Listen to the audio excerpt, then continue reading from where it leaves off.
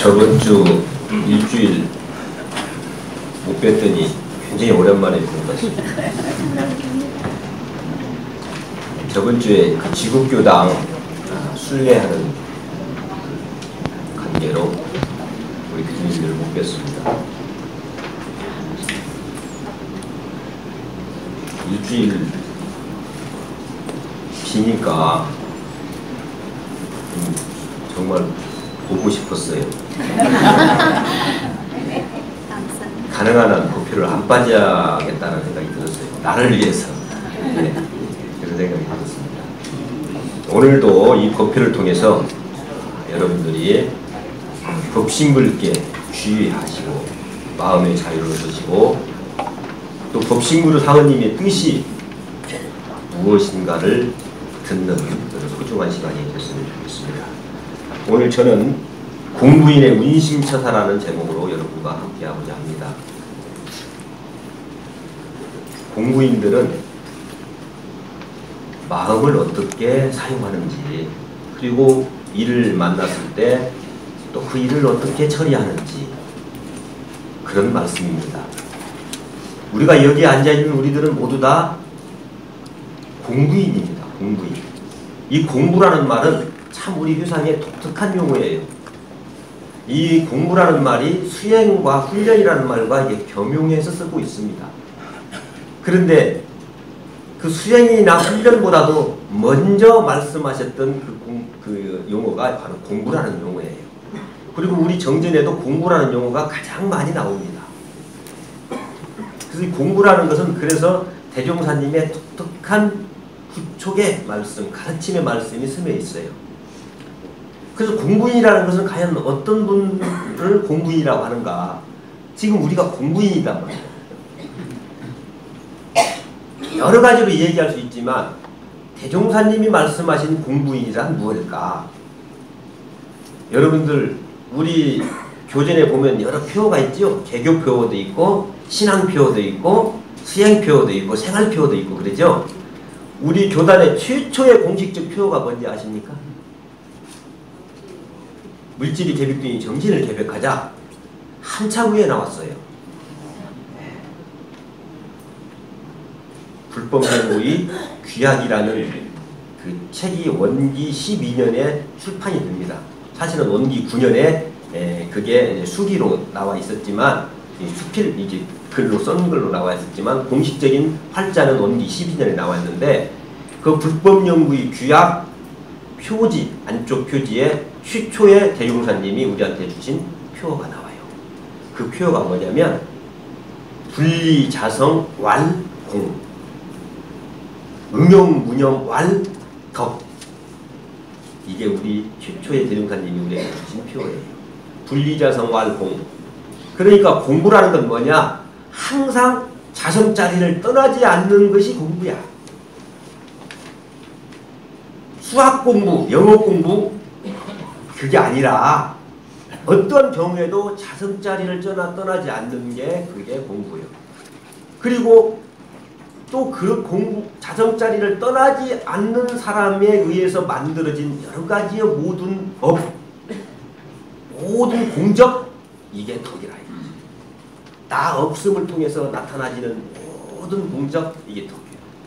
그러니까 분리자성하고 자성자리를 떠나지 않으면서 이 세상을 위해서 항상 무념무상으로 나 없는 마음으로 주인된 마음으로 생활하고 있는 사람, 이 사람 보고 공부인이라고 하는 거예요.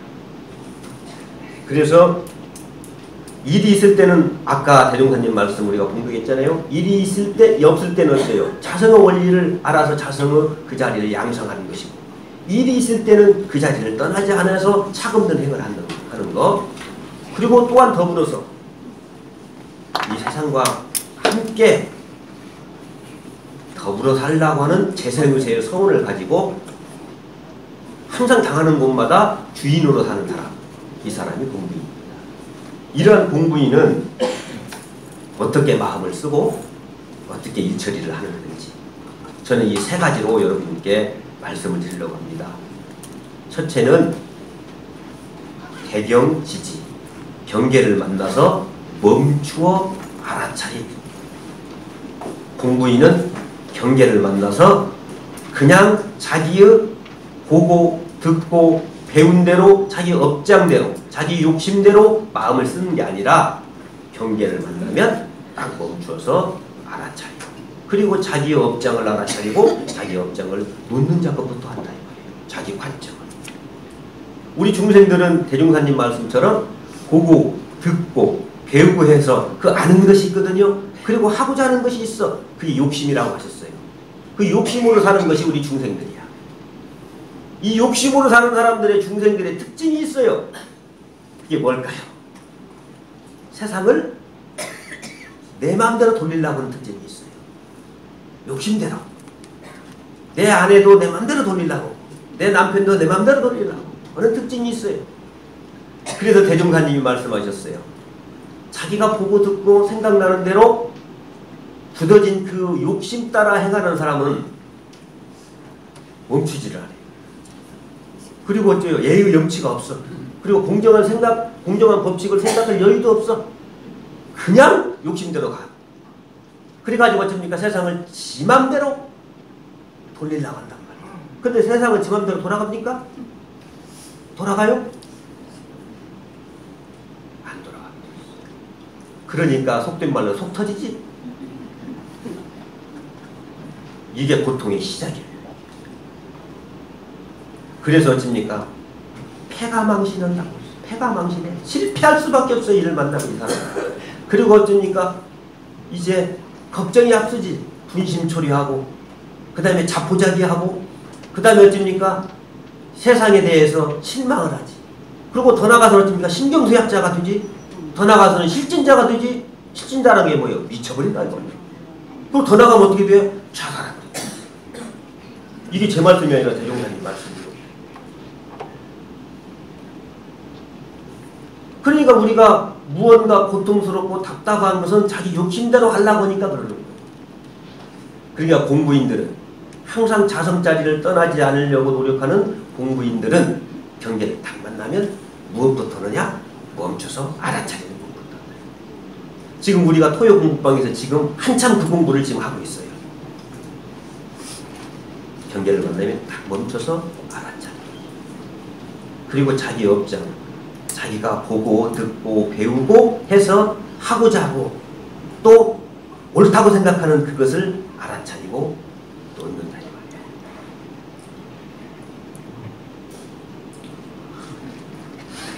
대산종사님은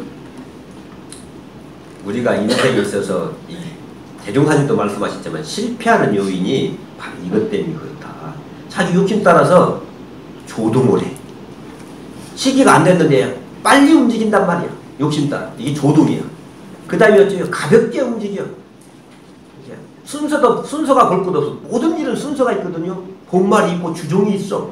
그걸 못 보거지. 그냥 빨리 가볍게 움직여. 경동이야. 그리고 어쩝니까? 자기 업장에 따라서 보니까 빨간 안경을 쓰고 세상이 다 빨갛게 보거든. 그게 망동이야. 사실과 허위를 분간하지 못해. 그래가지고 조동, 경동, 망동을 하게 되어 있어요. 이것이 세상 일을 망치게 하는 거고 자기가 고통스럽게 하는 거고. 여러분 추운 겨울에는 씨를 뿌리면 안 됩니다. 추운 겨울에 씨 뿌리면 씨 안 나요. 그리고 여러분 어찌니까 꽃피는 시절에는 열매를 기다리면 안 돼요. 그러죠? 열매가 막 나타나기 시작할 때는 열매를 따면 안 돼. 근데 우리는 열매가 막 나타나려고 할 때 어째요? 자기 욕심 따라 열매를 따버리거든. 그런 어리석은 일로. 맨 말씀이 그러셨어요. 그래서 우리는 경계가 딱 닥치면 멈추고 알아차리고 자기의 욕심을 잘 놓고 세상을 보라는 거예요. 어떻게? 경유심을 가지고 지금 만나는 지금 여기를 경유심을 가지고 봐요. 그러면 놀라운 현상이 여러분들을 볼 수 있어요. 놀라운 현상을 볼 수 있어요. 이 세상이 나한테 은혜를 줄 때와 곳을 갖고 기다리고 있다. 나한테 은혜를 줄 때와 곳을 갖고 기다리고 계세요. 그런데요, 조동, 경동, 망동을 하게 되면 어떻습니까? 이 세상은 어떻습니까? 나한테 실패라는 괴로움을 주게 되어 있어요. 그래서 이 세상은요, 나한테 고통도 주고 괴로움도 주는 것이 아니에요. 누가 줘? 바로 나의 욕심 때문에 괴롭고 실패하는 거예요. 그래서 공부인들은 항상 경계를 만나면 멈추고 알아차려. 근데 멈추고 알아차리면 또 무슨 지혜가 나타나냐면, 아까 제가 말했잖아요. 빨간 안경을 쓰고 보면 세상이 달라요. 빨간 안경을 걷고 보면 어떨까요? 있는 그대로 보인단 말이에요. 사실을 사실로 볼 수 있는 통찰의 힘이 있어요. 우리는 항상 공부인들은 이런 마음을 가지셔야 합니다. 내가 아는 것이 진짜 아는 것인가? 우리는 그러거든요. 내가 아는 것이 진짜 아는 줄 알아. 근데 우리는 전제하셔야 합니다. 내가 아는 것이 아는 만큼만 아는 거야. 아는 만큼 사실은 모르는 거야. 이걸 전제하셔야 합니다. 내가 보는 것이 그게 보는 것이 아니에요. 보는 만큼만 보는 거예요. 제가 여러분께 묻습니다. 여러분들은 여러분의 남편을 얼마나 아십니까? 여러분의 아내를 잘 알고 계십니까? 잘 알고 계셔요? 40년 살았으니까 첫 보면 알죠? 알고 계시죠? 네. 그것도 다 알고 계시죠? 아니요? 몰라? 모르다고 저렇게 고백하시는 분은 대단한 분이에요. 저는요, 결혼생활 딱 3년 해보니까요, 다 알겠더라고요. 속속들이 알겠더라고요. 적으면 적이더라고요. 이게 바로 부부 갈등의 시작이에요. 내가 다 안다는 거지. 40년 살았으니까. 내가 안다 하는 순간 어찌입니까? 경유의 문은 닫히고 설렘의 문은 닫히게 되어 있어요. 여러분, 사랑이 무엇입니까? 사랑의 시작이 어디서 시작되죠? 필링이라고 하는 거야. 느낌에서 시작되는 거야. 그러죠? 예? 백점점을 준다고도 필링이 없으면 여러분들 결혼했겠어요? 느낌이 없는데? 그러거든요, 부모들이. 야, 이놈아, 필링이, 느낌이 밥 먹여주냐? 어? 야, 이놈아, 너 살아봐. 돈이 최고요.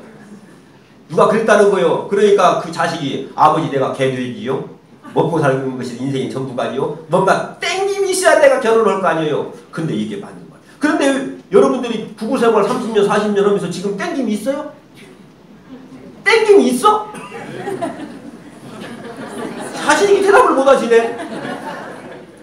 땡김이 없는 것은요, 백발백중 바로 안다병에 걸린 거야. 내가 우리 남편을 안다는 거지. 첫 보면 안다는 거지. 내가 몇십 년 살아보니까. 여러분, 그 안다병, 그것도 다 안다병. 이게 불치병이에요. 그래서 부처님 그거 소지잔이라고 하는 거예요. 그게 원주예요, 원주. 여러분 고백하세요. 나는 내 아내를 모른다. 이건 안면을 몰수하라는 거예요. 안면을 위반하는 소리가 아니에요. 바로 내 남편은 경이로운 존재라는 사실을 여러분들 받아들이기 바랍니다. 내 아내는 알아도 알 수 없는 존재라는 걸 아시죠? 내가 내 아내를 안다고 하는 순간 경의와 설렘의 문은 닫히고 사랑은 먼 옛날의 추억으로 흘러가고 있는 거예요. 현재 진행이 안 되는 거예요. 여러분 그렇게 살고 싶어요? 그래서 아내들은 항상 묻거든요. 남편한테 기분 좋을 때 옆구리 찔르면서 당신 나 정말 사랑해? 정말 사랑해? 그렇게 묻지 마세요. 나는 당신을 50년 살았는데도 할 수가 없어. 당신은 정말 매력적이야. 그렇게 이야기하세요. 그렇게 고백하세요.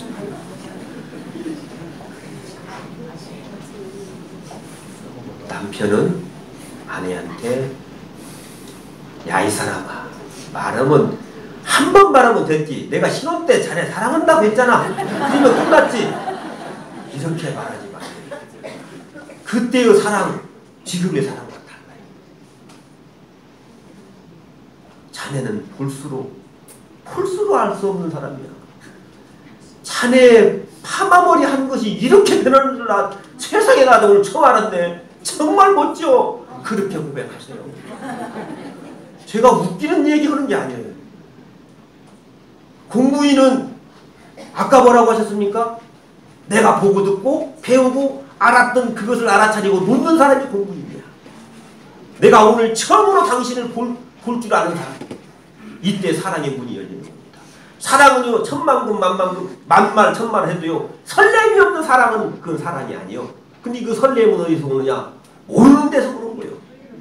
제 말이 틀립니까? 찾아보세요. 여러분, 인간시대도 나왔어요. 거기에. 그리고 영화에도 나왔어요. 아니마 저강을 건너지 마오. 여러분 보셨죠? 나는 90이 넘은 그 부부를 보면서 그 부부들은 깨쳤었어요. 자성을 떠나지 않는 사람이야. 90이 넘어서 70년을 같이 살았던 자기 아내를 보면서 어떻습니까? 쓰다듬고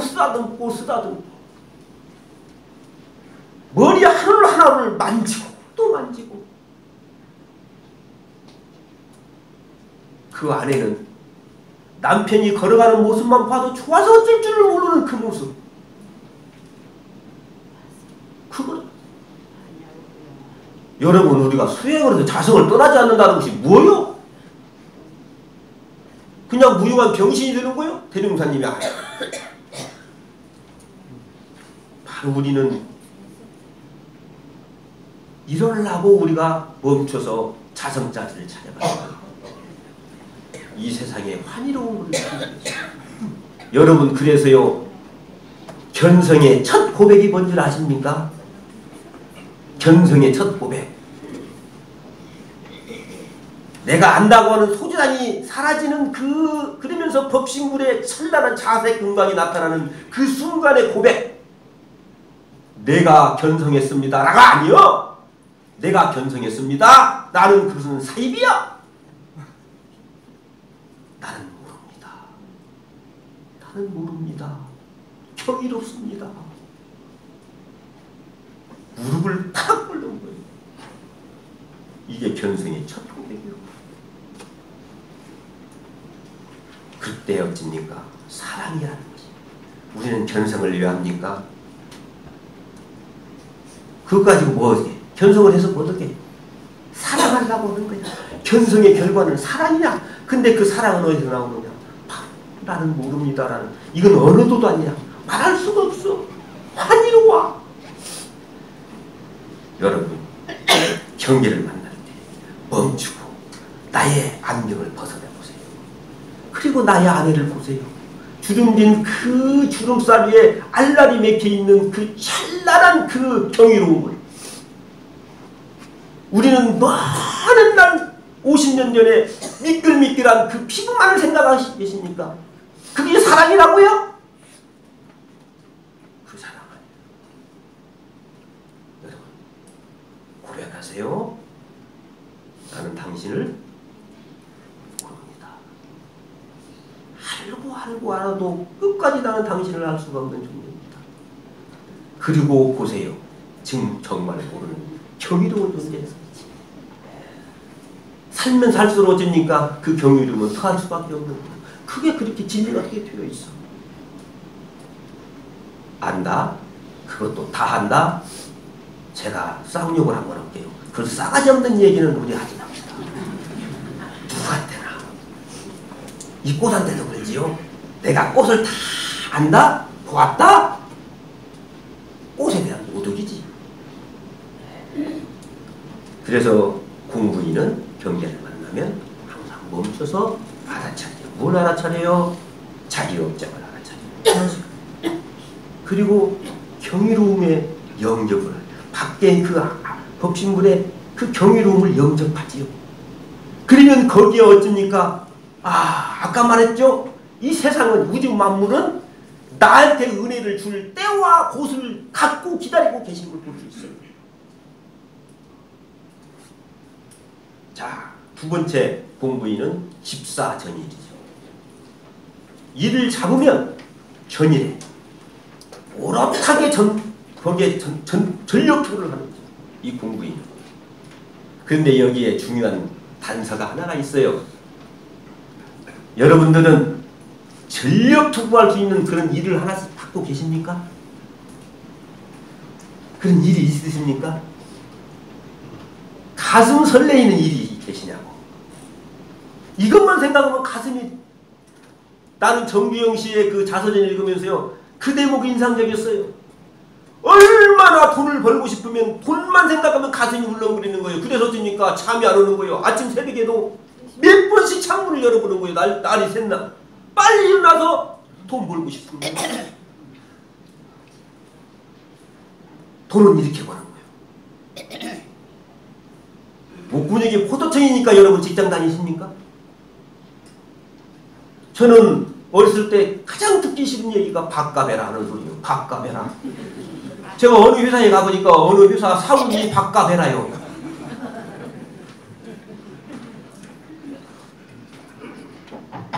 목구멍이 포도청이니까 직장 다니고 돈 번다고 한다면요, 불쌍하잖아요. 밥값이에요? 밥값? 그러니까 어쩌니까 직장인들도 자기 자기 부하들도 자기 회사원도 밥값만 하면 어쩌니까 그다음부터는 안 하는 거예요. 밥값을 더 요구하는 거예요. 가슴 떨리는 소명이 없는 일은요, 전력 투구할 수 없어요. 돈 버는 것, 이걸 말하는 게 아니에요. 돈 버는 것도 어떻습니까? 가슴 떨리는 소명감으로 다가올 때 그 돈 버는 것은 정말 재밌는 일이에요. 전력 투구할 수 있는 일이에요. 그런데 그 돈 버는 일이 가슴 떨리려면 어찌하느냐? 바로 여기에 중요한 게 있어요. 제가 공부인은 어떤 사람이라겠죠? 재생의지에 서울을 갖는 거야. 지금 여기 있는 이곳의 주인 되는 사람이야. 그래서 정주영 씨 그 자서전을 보세요. 돈 벌라고 이기심 갖지 않았어요.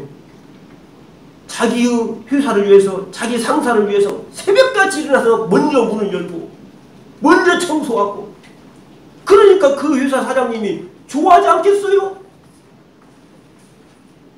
대종사님은요, 제자들이 아침 청소에 빗장질을 해 이렇게. 그러면 대종사님이 가서 여쭌다는, 물어. 야야, 너 뭐 하고 있냐? 네, 종사님 저 빗자루질 하고 있어요. 청소하고 있어요. 그러냐? 그래.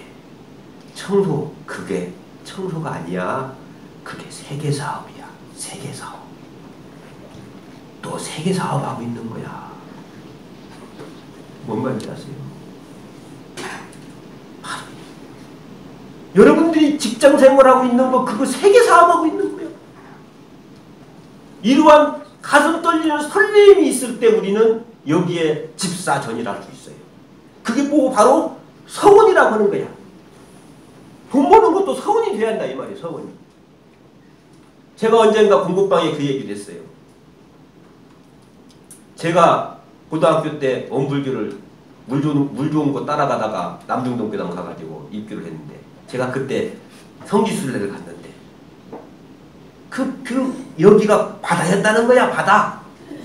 그 교무님 얘기가 바다였다는 거야. 그래서 제가 속으로 저 꼼까시네. 어떻게 그 당시에 바다를 막을 수가 있어? 내가 그런 생각을. 그런데 진짜 그 바다를 막았다는 거야. 내가 그날 저녁 잠을 못 잤어요. 제가 원불교 입교하는 그날이었어요. 어떻게 손으로 바다를 막을 수 있단 말이야. 제가 그날, 제가 고등학교 1학년 겨울이었는데 눈이 엄청 내리는데 제가 새벽에 그 전간편을 걸었어요. 그러면서 제가 어떻게 바다를 막았을까? 제가 그게 바로 원불교에 다니게 된 첫 번째 제 까닭이었어요. 그래서 저는 기회 있을 때마다 영산을 가서 대종사님께 여쭸어요. 도저히 저는 이해가 안 됩니다. 대종사님 어떻게 이 바다를 막았습니까? 대종사님이 저한테 말씀을 해주셨어요. 그게 여러분 교회편에 나오잖아요. 교육비를 대종사님은 가슴 떨리는 설렘을 갖게 됐어요. 제가 공부방에서 그 얘기를 했을 거예요. 수천 년 동안 많은 사람들은 그 출렁이는 바다를 보면서 그냥 바다다 그렇게 생각을 했던 거예요. 그런데 대종사님은 그 출렁이는 파도를 보면서 뭡니까? 출렁이는 표 이상을 보신 거야. 이 말이 뭔지 아십니까? 정말 그 평생 거기에서 쌀 3알 먹는다고 하잖아. 그 동네가 평생 그렇게 못 사는 동네야. 근데 대종사님은 거기에 설렘을 받으신 거예요. 그러지 출렁이는 파도를 보면서 출렁이는 표 이상을 보신 거예요. 내가 저 바다를 막아야지. 그래서 저 출렁이는 표 이상 만들어야지. 그 설렘이 온통 마음과 몸을 감싸신 거예요. 그리고 막으셨어요. 근데 막을래 그게 막아집니까? 그러니까 동네 사람들이 어째요? 손가락질을 하는 거야. 내가 바다를 막으면 내가 손에 장을 진다 이거지. 그런데 그때 당시에 몇몇 제자들도요 그런 생각을 갖고 있었어요. 우리 스승님이 시키니까 하는 것이지 우리 스승님 제가 안 되는 일을 하는 거야. 안 되는 일. 답답해. 안 되는 일이야. 듣다 마쳤단 말이요 요새 말로. 그러나 대종사님은 그게 귀에 들리지 않았어요. 그리고 바다를 막어. 그러면 그날 저녁에 파도가 탁 쳐가지고 어떻습니까? 다시 무너져. 또 막어. 무너져. 또 막어. 무너져. 근데 여기에 중요한 게 있어요. 여기야 밑에 나왔죠? 자산종 목사님의 이 3가지 집중력. 사신잡념이 끼지 않아요. 누굴 탓할 여력도 없어. 오직 그 설렘 속에 있는 게 그냥 하는 거야. 하는 것이 나의 삶의 목표야. 그러니까 어떻습니까? 나는 그냥 막는 거야. 막는 것이지. 무너졌다고 탓하는 것도 없어. 무너지면 막는 거야. 무너지면 막아. 무너지면 막아. 무너지면 막아. 그러니까 막아져 버린 거야. 제가요 대종사님께 들은 얘기. 그러니까 막아버린 거야. 그러려면 어쩌느냐 바로 출렁이는 파도를 보면서 출렁이는 별이상을 고시한다 이 말이에요. 이게 서원이라는 거예요. 제가 우리 민사님이 세계전람이라는 사업체를 갖고 계셨는데 그 봉구식을 하시고 봉구문을 저한테 보내주셨어요. 제가 그 한 대목을 읽어드릴게요.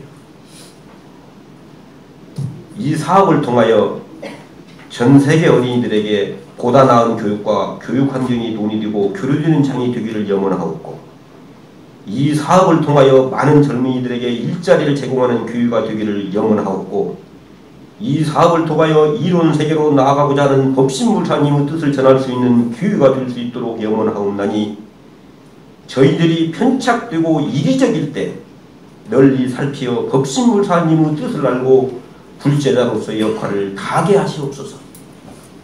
박수 한번 쳐주시기 바랍니다.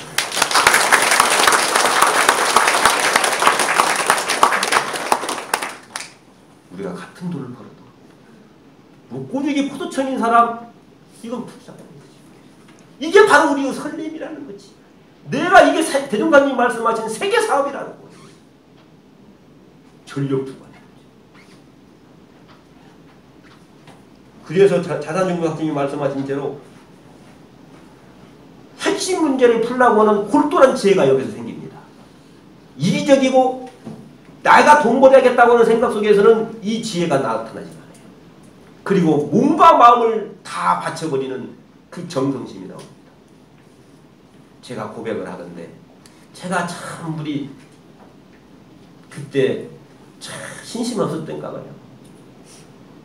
제가 우리 자산종 목사님 계류에 계실 때 삼동원에 교실에 계셔서 자주 오셨어요. 그리고 자주 제가 모시고 그 문답 감동도 하고 그랬을 때예요. 근데 그때 당시에 방송국 문제와 군중 문제가 있었어요. 그러면 산에 가시든 어디 가시든 항상 기도하시고 그리고 방송국 할 때도 그러고 군종 할 때도 그러고 그래도 군종 할 때는 제가 신바람도 많이 했어요. 심부름보다 신바람이 잔잔한 표준말이에요. 그런데 제가 문득 이러한 사심이 생겼어요. 제가 모시고 있는 우리 신산 원장님께, 원장님, 우리 종도사님은 계란을 가지고 바위를 깨려고 그래요. 이거 안 되는 일이에요. 안 되는 일. 여러분, 군종이 한 번 갖고 든 게 아니에요. 수십 번 부결이 됐어요. 수십 번 부결이 되는 거예요. 휴를 하면 나라에서 부결이 되고, 그리고 이게 물리적으로 될 수 있는 여건이 안 되는 거예요. 내가 볼 때. 그러니까요, 뭔 휴를 하면 또 부결이 되고, 부결이 되고, 부결이 되고, 그러니 제가 한마디 한 거예요. 원장님, 이건 계란으로 파헤치는 길이에요. 왜 안 될 일을 하시는가 모르겠어요?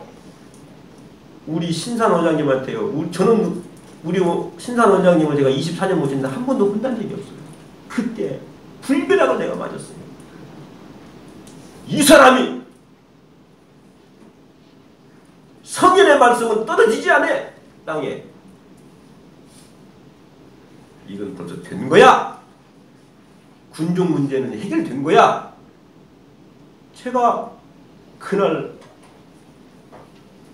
너무나 큰 충격을 받으면서 또한 나의 신심에 대한 자책을 했습니다.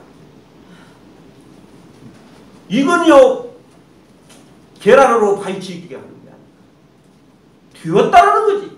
아까 대종사님 말씀이요. 벌써 출력의 배상을 보신 거예요. 그리고는 거기에 전력 투구를 하시래요. 제가 그때 느꼈던 거예요. 야, 이게 공부인의 모습이구나. 집사전이라는 모습이에요. 그게 본이에요. 그러니까 어쩝니까? 대종사님도 밖에 사람들이 어쩝니까? 손에 장을 지진다고 하고, 그러니까 어쩌요? 또 그게 다 바다가 막아지니까 소유권 문제를 가지고 자기가 그걸 가져가려고 하는 그 부자 하나가 나타나잖아. 그것도 원망하지 않아요. 왜? 본의에 충실하니까. 바로 우리는 이러한 원을 갖고 있는, 설렘을 갖고 있는 일을 하나씩 가지자. 그리고 우리의 인생은 성공을 못 박아놓고 시작하는 거야. 가슴 떨리는 무언가 할 수 있는 일이 있다고 하는 사람은 그 사람은 어떻습니까? 성공을 결론 짓고 인생을 사는 거예요. 우리는 인생을 그렇게 살아야죠. 성공할까? 실패할까? 불안 속에 살 필요가 왜 있어요? 성공을 찍어놓고 사시라니 말이에요. 그것이 뭐냐? 바로 가슴 떨리는 설렘을 가지죠. 그것은 어쩌니까 내가 땅떼기를 하더라도 그건 세계 사업이거든. 자, 그 다음에 공부인의 군인심처다. 세 번째, 사후통과. 참 멋진 말이에요. 일이 끝나버리면 어쩝니까? 뭘로 잊어먹어버려요? 원래 차없는 나의 본래 자리로 돌아가버리죠. 일 결과에 대해서 세상은 어떻습니까? 일의 결과가 끝나면 농공행상을 합니다. 농공행상을 해요. 누가 잘했냐? 누가 공이 많냐? 그래가지고 상을 주는 거죠. 공부인은 그 농공행상에 휩쓸리지 않아요. 그냥 법신불께 맡기는 거예요. 법신불만 바라보는 거예요. 이게 공부인이에요. 우리는 이 농공행상에 병 들어갑니다. 그리고 거기에 바로 또한 또 다른 고통이 시작이 되는 거예요. 여러분, 벼감록이라는 그 화두 거리를 모아놓은 그 책이 있어요. 그 벼감록 제1칙, 첫 번째 그 의문점을 제시하는 그 제1칙에 여러분들 다 아시는 양무제 얘기가 나와요. 양무제. 달마선사와 양무제의 얘기. 다 알고 계시죠? 네.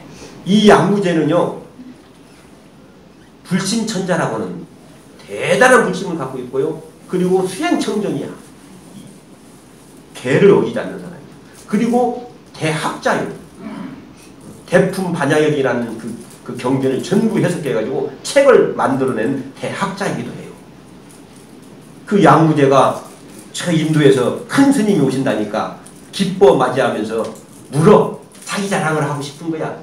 왜냐면 그 양나라라는 전 나라에 어쩝니까? 모두를 불교화시킨 거야. 골마다 법당을 절을 짓고 수많은 스님들을 양성을 하고 경전을 편찬을 하고 그러니까 엄마 그 공덕이 얼마나 크겠습니까? 그러니까 묻잖아요. 양무제한테. 스님 제가 이렇게는 공덕이 있습니다. 제 공덕이 얼마나 큽니까? 기대를 잔뜩 하고 있었어요. 소무공덕입니다. 소무공덕. 하나도 공덕이 없습니다. 양무제가 확 소리 뒤져버렸어요. 어느 정도? 달마살사를 죽이고 싶을 정도. 일설에는 양무제가 누구를 시켜서 독살시켰다는 얘기도 있어요. 네, 그 정도.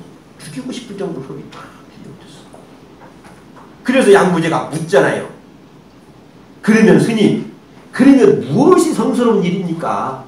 그러면 무엇이 성스러운 겁니까? 그러니까 달마세사가 바로 이게 화두야. 확연무성입니다. 확연무성. 그 자리는 확연 톡 터져가지고 뭐라는 것이 없어. 그렇기 때문에 성스러운 것이 없어. 이 자리는.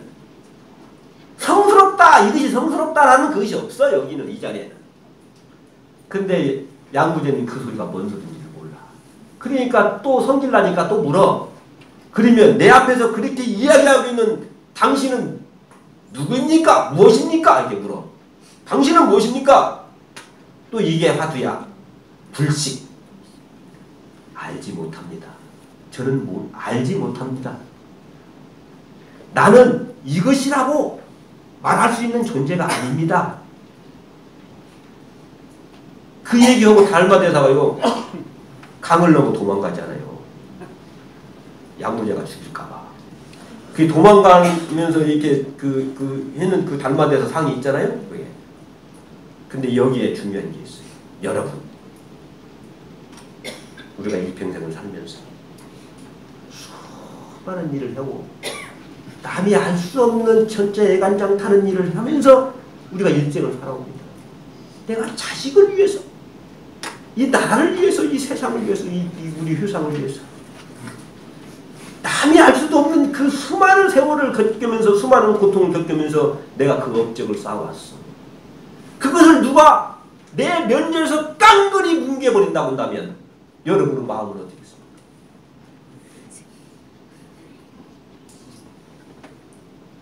나의 명예를,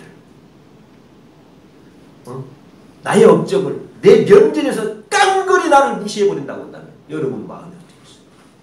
저는 말을 이렇게 하고 있지만 가슴이 떨려요. 자신할 수 없어요. 나도 양무제 같을 거예요. 그런데 우리 공부인은 그때 알아차리셔야 합니다.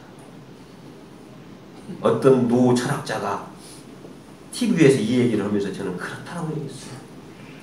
내가 80평생을 살아보니 내 인생에서 남으로부터 칭찬받는 것이 중요하지 않는 사실을 이제 알게 됐어요.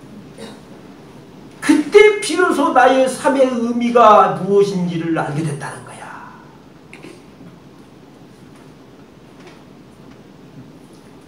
나는 왜 출가를 했는가? 저는 묻습니다. 제가 10수년 전에 우리 원불교학과에 막 서원해가지고 들어왔던 1학년들 신입생들 강의를 해달라고 와서 제가 우리 촉생들한테 우리 후배들한테 강의를 한 적이 있어요. 제가 그래서 강의를 하면서 그때 1학년 신입생들이 39명인데 39명한테 제가 물었어요. 전부 다. 우리 동지님은 왜 출가를 했습니까? 예, 원불교를 위해서요. 원불교를 위해서요. 원불교 청년교화를 위해서요. 원불교 복제를 위해서요. 원불교 회상을 위해서요. 원불교를 위해서 39분이 출가를 했어요. 다 39분이 원불교를 위해서, 이 세상을 위해서 출가를 했다는 거예요. 제가 그때 이건 우리 동지들한테 하는 소리가 아니라 나의 고백이에요. 내가 그때 이렇게 얘기를 했어요. 입은 바른 소리를 하라고 달려있는 건데 바른 소리를 해야지. 어떻게 원불교를 위해서 출가를 했어? 큰일 날 사람들이에요. 큰일 날 사람. 그러면 내가 원불을 위해서 출가를 해가지고 평생 원불교를 위해서 살았어. 그 종말이 어찌냔 말이야. 내가 원불교를 위해서 이렇게 살았는데 원불교에서 해준 게 나한테 뭐 있어? 나는 반작용이 있죠. 내가 원불교를 위해서 이 세상을 위해서 살았는데 내가 그때 바른 소리 해야지. 원복을 위해서 출가했습니까? 누굴 위해서 출가했죠? 말할 것도 없이 나를 위해서 출가했지. 내가 아쉬워서 출가한 것이. 정말 말한다고 한다면, 속되게 말한다고 한다면 내가 없어도 원불교는 원불교요. 뭔 말인지 아셨습니까? 내가 없어도 원불교는 영원한 원불교요. 내가 없어도 이 세상은 하나 변함도 없어요. 우리는 이걸 통찰하셔야 합니다. 내가 이 세상을 어떻게 하려고 하는 그 생각을 무시해야 합니다. 내가 원불교를 어떻게 하려고 하는 그 생각을 무시해야 합니다. 이게 원불교를 망치는 일이고 세상을 망치는 일이에요. 그러면서 저는 또 한 가지 의심을 했어. 그럼 나를 위한 거야? 그러면 나는 뭘까? 아, 그러지. 그러기 때문에 내가 출가하는 것이지. 그러기 때문에 내가 인생이 그러니까 사는 것이지. 여러분, 소동파가 멋진 시를 하나 쓰죠. 소환불어 의고제. 소환. 이건 하얀 소자야. 소환. 이건 비단을 말하는 거야. 하얀 비단에는 그림이 안 그려져 있어. 그 뜻이, 그 의미가 어째요? 그 의미가 높은 거야. 그런데 그 하얀 비단에다가 그림을 그렸어. 단착, 단청, 타일에 그림을 그려버리면 어찌니까 그림에 규정돼 버리지. 두 가지에 떨어져 버리지. 빨간 물감, 파란 물감 그려버리면 거기에 떨어져 버리는 거야. 무일물중 무진장. 한 가지도 없는 그 세계에 모든 것이 다 있어. 그 속에는 유월, 유일, 유화, 유루대. 해도 있고 달도 있고 정자도 있어. 멋진 시야. 그래서 우리가 일이 끝나버리면 어쩝니까? 겨울가리를 해야 한다 말이야. 노아벌이 한다 말이야. 그래서 여러분들, 저는 어렸을 때 농사를 지었어요. 농사를 지면은, 지금은 그게 없는데 옛날에는요, 농사 지면은 갈거지를 다 끝내는 동네 사람들이요 전부 다 소를 끌고 나옵니다. 그래가지고 네 논 내 논 할 것 없이 어쩝니까? 전부 다 겨울가리를 해. 그 겨울가리를 하면서 어쩝니까? 동네 잔치를 해요. 말걸리를 쫙 떠다놓고, 그리고 서로 막걸리를 먹으면서 그때 어쩝니까? 겨울가리를 하는데, 거기에 뭡니까? 농사를 질 때 어쩝니까? 물고 싸움은 어쩝니까? 사촌도 이건 안 봐주는 게 물고 싸움이야. 뭔 말인지 아세요? 그래가지고 사촌도요, 그래서 그때 삽자루 가지고 왔다 갔다 하는 거예요, 삽자루가. 농사 질 때. 그러니까 어쩌니까 농사를 짓고 일이라는 건 시비이해거든? 그 시비해를 겪으면서 어쩝니까? 서로 마음에 상처가 있는 거야. 그래서 겨울가리를 하면서 막걸리를 먹으면서 그때 다 놓아버리는 거예요. 형님, 내가 잘못했습니다. 용서하세요. 그러는가, 동상. 아이, 동상 그냥, 그때 내가 좀 서운했어? 그러면서 그냥 막걸리 한 잔을 하고 겨울가리 하면서 싹! 이 두 가지가 됐어요. 땅도 겨울가리를 하면서 어쩝니까? 그간에 있었던 모든 걸 다 갈아엎어버리는 거예요. 그리고 어쩝니까? 봄에 새로운 씨를 뿌릴 수 있게끔 평토 작업을 하는 것이고, 우리 마음도 그때. 그래서 농사 짓는 그걸 보면 어른들의 지혜가 있어요. 그게 수행 공부야. 그래서 이게 공부인데 참 미국이야. 저는 선사들의 그 개송을 보면, 돌아가실 때 개송을 보면 다 똑같아요. 여러분, 개송 다 똑같아요. 똑같은 줄 아세요? 다 이런 말씀이죠. 일생 살아간 것 흘러가는 구름과 같은 것이고, 내가 스님이라고 성직자라고 사람들을 홀려먹었던 거 참여한다는 내용이야. 내가 이 세상에 50년 80년 살았어도, 내가 공부했어도, 법을 설했어도 법 설한 것이 하나도 없다는 내용이야. 이게 부처님 또 개송이야 이게. 똑같아요 개송 내용이. 얼마나 통쾌하십니까? 누가 내 앞에서 나의 업적을 깡그리 뭉개버리도 미소를 짓는 통쾌한 입이라는 게 있어요. 남이 나를 깡그리 무시하기 전에 내 스스로 나의 업적을 내 스스로 깡그리 뭉개버리는 거야. 그리고 환한 미소를 지어버리는 거야. 얼마나 통쾌합니까? 그러려고 우리가 사는 거예요. 여러분 공무인의 문심처사 경계를 만나면 멈춰 알아차리고 자기의 욕심, 업장을 흘려보내고 이를 만나면 어쩝니까? 재생위에서 성원으로 전력 투구하는 거야. 설렘을 가지고. 그리고 일이 끝나면 어쩝니까? 사후통마. 그 한없는 그 차기 없는 한없는 그 공경영결 자선자리에 내가 들어가 버려야지. 여러분 이러한 통쾌한 공부인들이 되시기를 기원드리겠습니다. 합장하시고 설명해 드리겠습니다.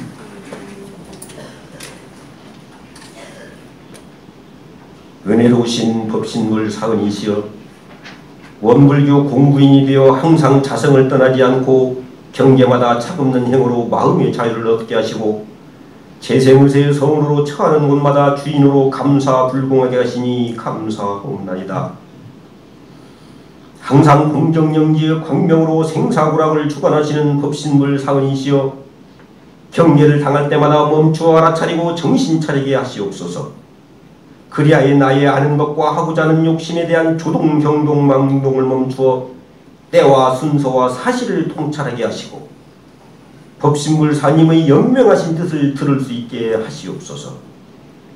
법신물 사은이시여 삶 속에서 책임지고 있는 일을 짐이 아닌 서원으로 임하게 하시고 집중력 있는 정성심으로 사사불공하여 항상 성공하게 하시옵소서. 또한 일의 결과를 원망과 집착이 아닌 감사와 해탈의 대상으로 받아들여 아쉬운 결과에는 더 큰 법신물의 뜻을 아는 기쁨을 얻게 하시고 좋은 결과는 내가 했다는 아상을 놓고 감사함으로써 영원한 공덕이 되게 하시옵소서. 한마음으로 피옵나이다.